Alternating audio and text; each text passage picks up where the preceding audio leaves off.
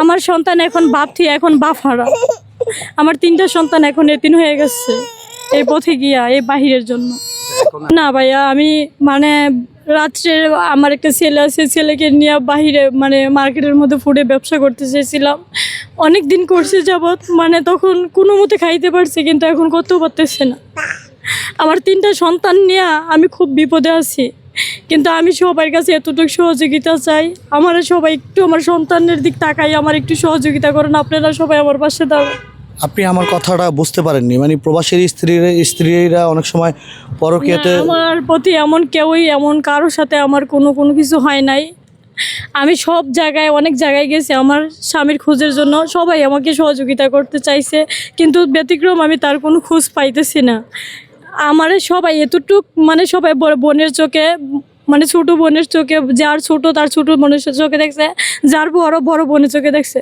আমি সবার কাছে এতটুকু চাই, সবাই আমার একটু সহযোগিতা করুন আপনারা। লালসার শিকার হতে হয়। আমি কোথাও কোনো এসব হয়েছি না, আল্লাহর রহমতে। আপনারা সবাই আমার পাশে একটু দাঁড়াবেন, সৎভাবে সবাই আমার একটু সহযোগিতা করবেন। আপনার স্বামীর নাম কি? মাহবুব রহমান। আচ্ছা, মাহবুব রহমান, তিনি যে সাগর পথে আপনি বললেন সাগর পথে গিয়েছিল, আসলে মানে তা আপনার কি এতগুলো টাকা খরচ করে আপনার স্বামীকে কেন প্রবাসে পাঠাতে হবে? সে তার এক বন্ধু গেছে, তার বন্ধুর ইয়াতে সে মানে ওখানে জমা দিছে, যেহেতু এখানে গেলে একটা লাইফের একটা ইয়ে আছে, যে আমার একটা ছেলে সন্তান আছে, 2টা মেয়ে সন্তান, তখন একটা মেয়ে সন্তান ছিল, আমি প্রেগনেন্ট অবস্থায় ছিল, যে আমাদের একটা লাইফের একটা ইয়ে আছে, ছেলেরে নিয়ে গেলে পরে লাইফ সেটেল হয়ে যাবে, এই কারণে সে বাড়িঘর বিক্রি করে যাইতে চাইছে। আমার যা ছিল আর্থিক অবস্থা সব সে নিয়ে গেছে বিক্রি করে। সে তো গেছে, এখন আমি একদম পথের নিঃস্ব হয়ে গেছি বাড়িঘর বিক্রি করে। 32 লক্ষ টাকা খরচ করে বাংলাদেশেও তো ভালো বিজনেস করতে পারতো না? যারা আপনার প্রবাসে থাকে তারা প্রবাসের প্রতি একটা অন্যরকম টান থাকে, সে চাইছে যে আমি প্রবাসে গিয়ে অন্য কিছু করব। এই যে 32 লক্ষ টাকা যে খরচ করে তিনি গিয়েছে, এখন সে যে মানুষটা গিয়েছে সেই মানুষটা আজকে নিখোঁজ। এখন এই 32 লক্ষ টাকা এক্সাম্পল আমি ধরে নিচ্ছি, 1.5 বছর হচ্ছে আপনার স্বামী নিখোঁজ প্রবাসে, তাই না?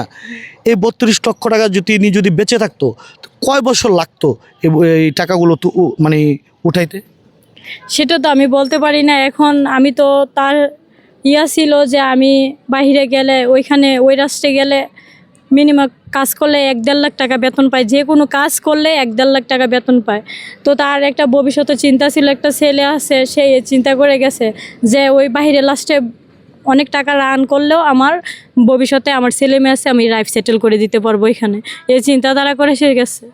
যেমন আজকে আপনার স্বামীকে আপনি প্রবাসে পাঠাতে গিয়ে স্বামীকে হারিয়েছেন, হ্যাঁ, তো যে এই আপনার মতো অনেক নারী আছে, তাদের স্বামীকে তারা প্রবাসে পাঠাতে চায়, তো তাদের প্রসঙ্গে আপনি কি বলবেন? আমি চাই সবাইকে একদম সোজা পথে পাঠাক, যে দালাল চক্রে না পাঠাক, সরাসরি অফিস থেকে কোনো লোক থাকলে বাইরে এই লোকের মাধ্যমে পাঠাক। দালাল চক্রে গেলে আর নদীপথে যে কারণে না পাঠায়। আমার সন্তান যতটুকু অসহায় হয়েছে দুনিয়ার মধ্যে, সব কিছু থেকে এখন এতিম হয়ে গেছে। আমি চাই না অন্য কারো বাচ্চা এতিম হোক, অন্য কোনো নারীর স্বামী হারা হোক। আমি সবার প্রতি এতটুকু থাকবো, সবাই যেই বাহিরে যান, যে কোনো বাহিরের জন্য, ইউরোপ কান্ট্রির জন্য দেন, তার নির্দিষ্ট লোক দিয়া ইউরোপ কান্ট্রি যাবেন।